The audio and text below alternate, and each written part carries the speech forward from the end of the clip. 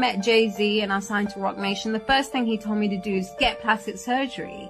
I'm not insecure because I would have got plastic surgery. People make it, they all can turn around and thank Beyonce because that's it. And enough is enough.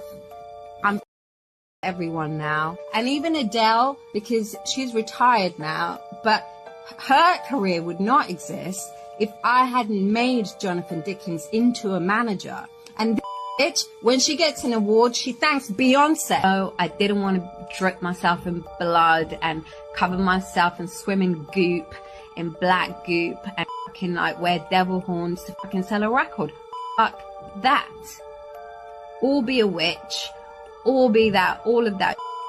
Fuck all of them. When I tell you that Jay Z being mentioned in one of Diddy's lawsuits has brought all kinds of skeletons crawling out of his closet, I mean exactly that. Guess what? M.I.A. is back, and she's exposing more of the things Jay Z and Beyonce allegedly forced her to do when she signed to Jay's label. We're talking plastic surgery, satanic rituals, and much more. Better get seated, because this tea is blazing hot. Just to provide some background, M.I.A. joined Roc Nation management in May 2012, right before her fourth album, *M.I.A, came out. However, in December 2013, she revealed that she was leaving the label. This decision reportedly came after Roc Nation pulled a trailer for a documentary about the behind-the-scenes preparations for her latest album. Once her ties with the label soured, she issued a statement via X, formerly Twitter, saying, "I'm leaving Roc Nation. Thanks to everyone who supported the M.I.A Pound Mananji LP. Happy New Year." Aside from the documentary drama, M.I.A.'s decision to leave the label was also influenced by the repeated delays of her 2013 album *Mananji*. She cited creative differences,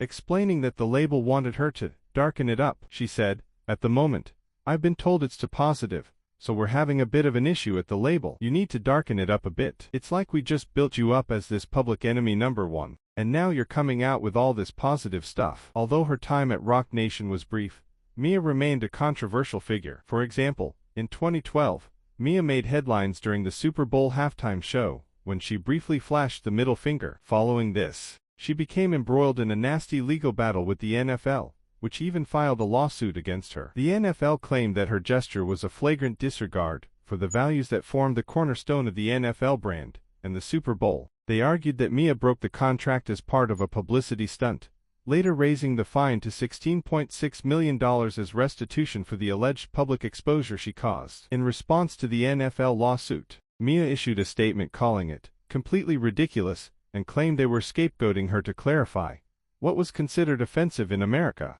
She called it a massive waste of time and money and a massive display of powerful corporations' absurdity. She pointed out that they wanted her to be on her knees, apologizing so they could slap her on the wrist, but she refused to do so, especially considering there were young girls in cheerleading outfits performing provocative moves during the same event. If you find the larger picture where it zooms out, there is a row background scenery of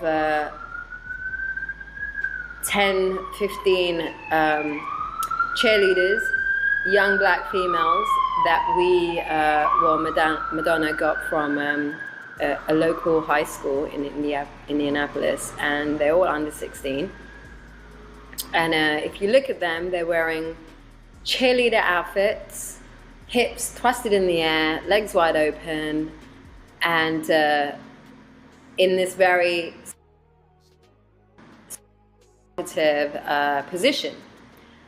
So now they're scapegoated me into figuring out the goalposts on what is offensive in America. Like, is my finger offensive, or is an underage black girl with her legs wide open more offensive to the family audience? But that wasn't even the worst of it. Apparently, instead of supporting her through the challenges, Jay Z was the one pushing M.I.A to sign a deal that would leave her financially ruined for the rest of her life. For those who remember, in 2018 M.I.A reflected on this and spilled the tea about how Jay Z tried to get her to sign a deal that would have left her broke forever. She told *Huck* magazine, "I was at Roc Nation at the time, and Jay Z was managing me. The lawsuit was so ridiculous, it proposed that they would keep 100% of my earnings for the rest of my life if I ever earned more than $2 million. Jay Z was like, "You should sign that." And I was like, "No." After M.I.A did the interview, she tagged the story and warned people to read it before it got deleted from the internet, as she knew Jay Z had the power to have articles taken down. Just as M.I.A predicted, when you click the link to the article now, you'll be met with the message, "This account has been suspended." Aside from the lawsuit drama, M.I.A is also known for calling out Jay Z and Beyonce. For instance, during one interview, she pointed out that BLM was the only issue being discussed in the U.S., and called on stars like Beyonce to also highlight the plight of other groups, including Syrians. She said, "It's interesting that in America, the problem you're allowed to talk about is BLM. It's not a new thing to me.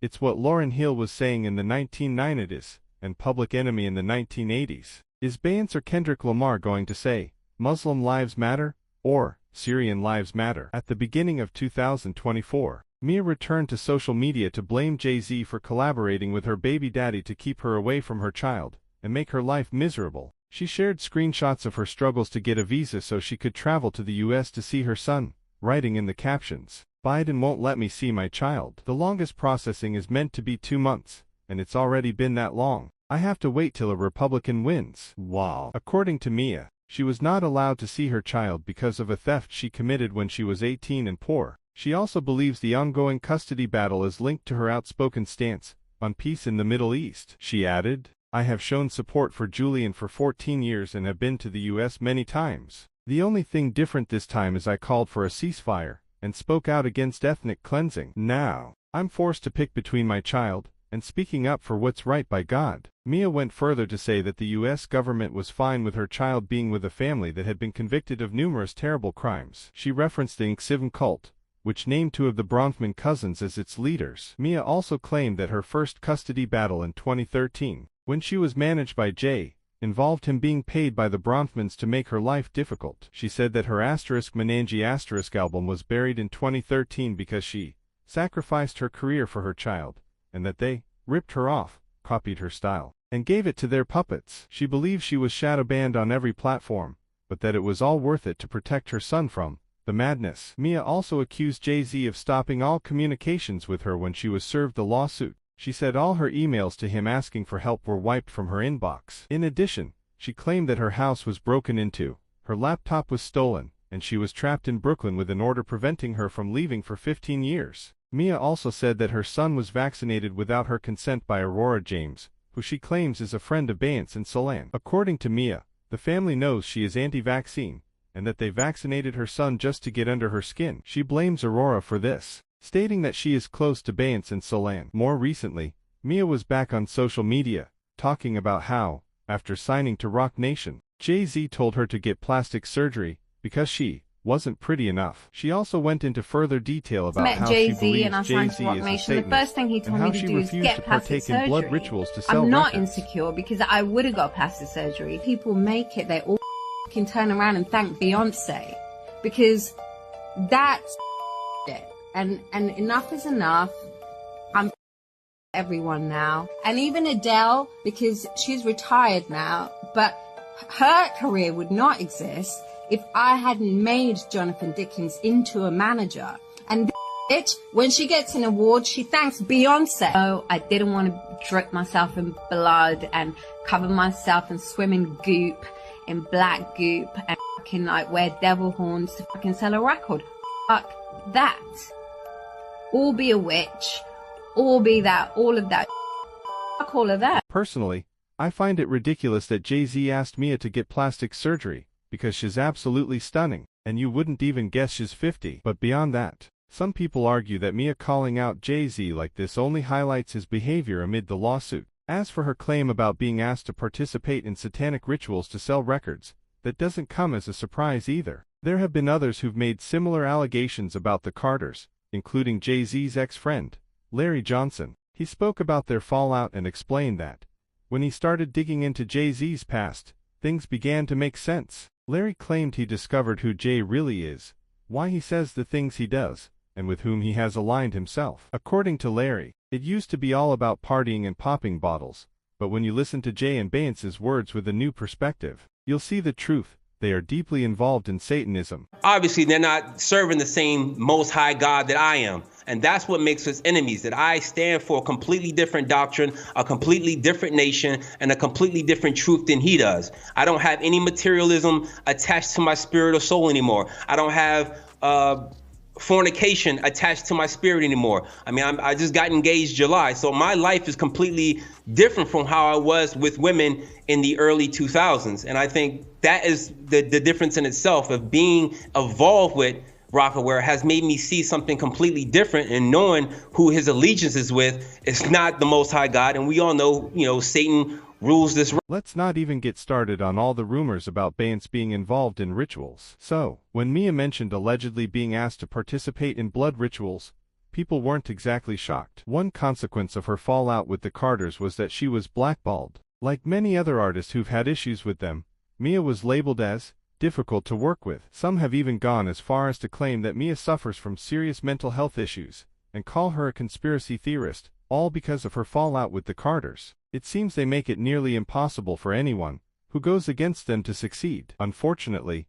many believe M.I.A is one of those people. Some argue that M.I.A ruined her own career, but do you think she would have done better if she hadn't worked with Jay Z? Do you blame her downfall on her association with him and everything she's exposed about him? Is this another example of a career ruined because of the Carters? As always, I can't wait to hear your thoughts, so drop them down below.